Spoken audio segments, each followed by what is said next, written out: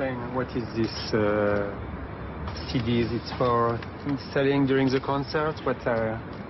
Yes, this is our CDs that we are selling, a couple of it only. Yeah. This is what we have prepared for the concert tonight. Yeah. We are selling every racial CD that we came over. And do you have some problem with the police with these CDs? We have very big problems with the police because they try to ban everything we do. So you can't sing anything you want because of the censorships. I also get 2 months in prison because I sold Lanzu CDs once. The German band that are in jail now because of their songs. Oh yeah, and it's forbidden in Sweden? Yeah, most of it. Most of their songs are 2 months, and then I only sold 9 CDs, and that was enough. As soon as a prison sentence has been served, clandestine sales begin again. It's a game of hide and seek to them. These CDs cross European borders quite easily in the boots of hundreds of cars.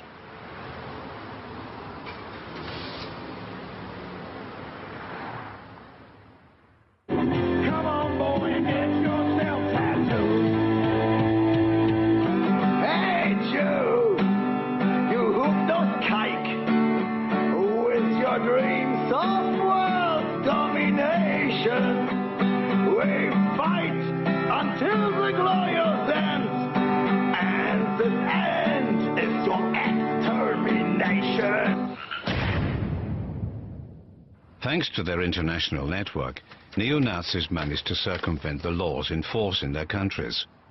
Because of its more permissive legislation, Sweden has become a refuge for many extremists.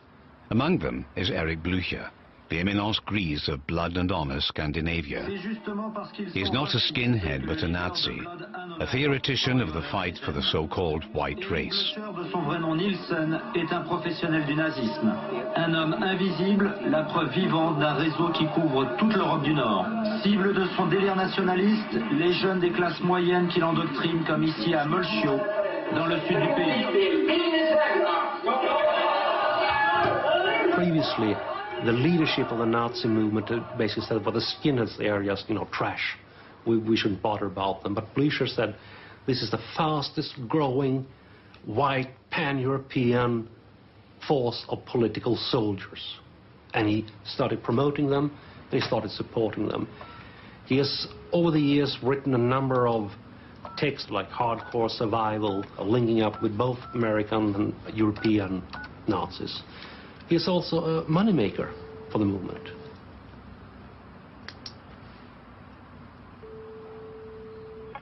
Hello. Hello, Erik Blücher? Yes.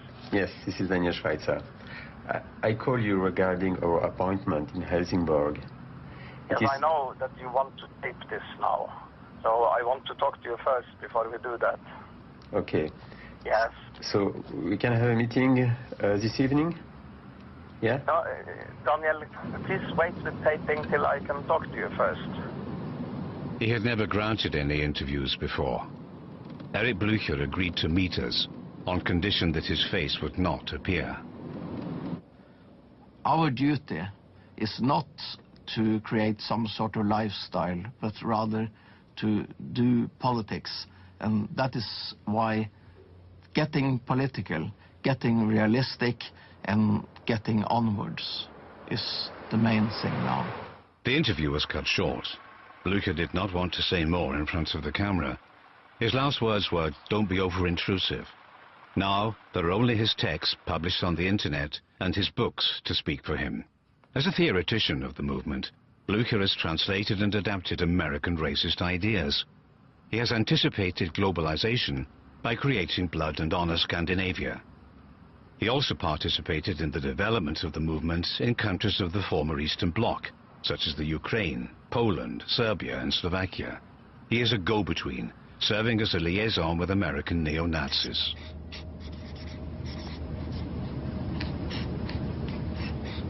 Paradoxically, the toughening of European laws has contributed to the development of new synergies with America, the country that guarantees freedom of speech in its First Amendment. Racial segregation was outlawed in the South in the 60s, and blacks are fully fledged citizens. But 50 years on, new racists are making themselves heard with proposals for a return to the past. Since the 80s, right extremist groups have figured in numerous reports of acts perpetrated against the state and democracy. After 9/11, however, America has apparently already turned this page of its history. The country is no longer concerned with the enemies within. Officially, the threat is elsewhere. In the period following the civil rights movement, the Black Power movement, the anti-war movement, there was a real sort of backing off from the very flagrant, blatant expressions of racism.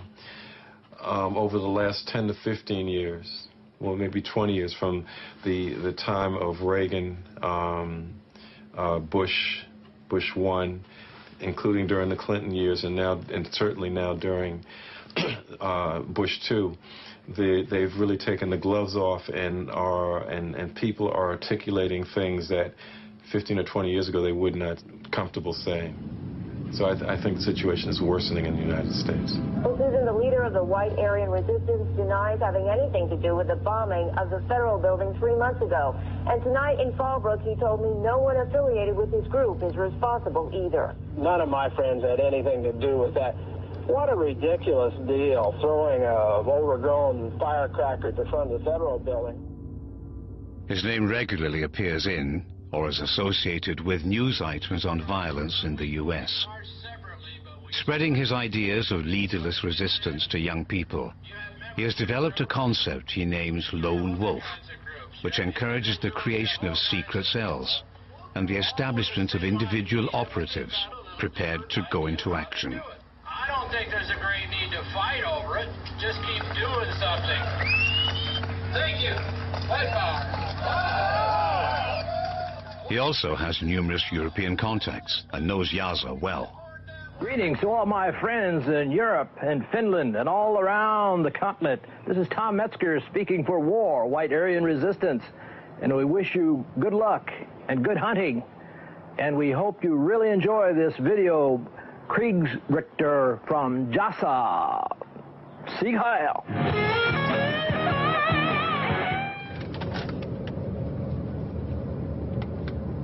Alors là, on va arriver près de Denison, là où habite Bart, dans son quartier. On continue tout droit. Et après le passage du train, tu tourneras à gauche, tu verras. In this racist America, the Kriegsberichte tape leads us to Blood and Honor's US leader. His name is Bart, and he distributes the video from Texas via the internet.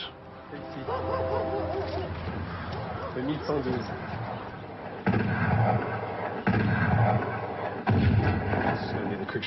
Kriegsrichter 4 interface, and then the motion menus. Obviously, in preview you can motion thumbnails, right? But the motions will be into the thumbnails. Yeah, they'll be into the filter cross. Thumbnail. You can't tell any difference. Right. So when we arrived, he was transferring the old Kriegsberichte videos to DVD. I knew Bart. I'd already interviewed him in my last documentary, Skinhead Attitude. He has since created a veritable online propaganda enterprise, distributing everything that is banned in Europe. Well, I've sold over 1,000 Kriegsrichter 5s myself, and then I also resell. And one of my customers is from Switzerland, Spain. They buy them in bulk, so I'm shipping 50, 60 at a time. Which has now changed because now I sell them the master DVD, and they make their copies from the master DVD, and they just give me an upfront one-time price.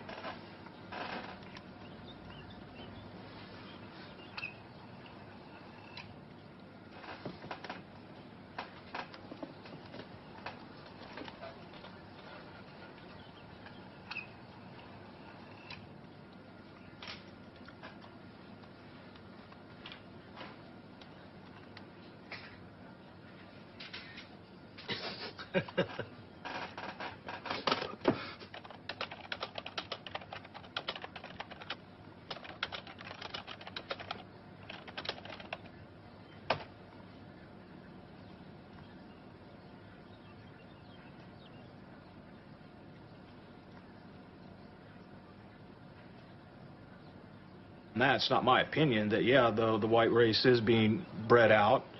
Other races have more children than the white race. It's mathematical. I don't have any really personal feeling about it. And I've always told people about my involvement in the movement. It's all math to me. They use statistics, predicting that whites will be in the minority in the US by 2050. Where there was once talk of white superiority, now the emphasis is on the disappearance of the white race. They now depict themselves as victims. I have my own personal weapons, and I register them like I'm supposed to, but I'll use them. I have no... It's a matter of life or death for me. And as I said, it's not something that's tangible that I can touch and see right in front of me, but it's all around me, that that instinct that, you know, at any moment or over the course of time even, my color, my look, my heritage would not even be acknowledged. It would just cease to exist. Oh, it's in the back of, it's right there in the back of the van. In the back of the van with lighter fluids in it. What? Don't make me fucking this like Fearing otherness, some small American groups have come to harbor pessimistic views of the future. So they train for combat and for the survival of their race. Now, from here you can see a lot of cool fossils. They're all in the rocks here. Okay. They train and they prepare themselves by creating ghost cells that can't be infiltrated. For your legs. The idea is that these well-organized groups could create chaos and thus encourage racial war. Okay.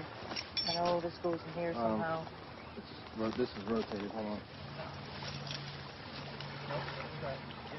Leaderless resistance is the perfect way for a radical movement to move around and act without anyone ever knowing who really did it. And the leaderless resistance was one of the main things that brought me closer into the movement, because that idea was so perfect and right. Okay, I got it. Yes, the way I went down was to go to your right. Positioning themselves for the great earthquake. If it comes, they're there to be a multiplier for the problems. And if it doesn't, they pull back, reconstitute their message, and go out and do it again. I think that's the other message for us to understand about the so-called lunatic fringe. These are people devoted to a vision. They do believe. They have a worldview. They live their life by that. They spend their money. They raise their children in that way. And that's deeply, deeply troubling and tragic in terms of every democratic society.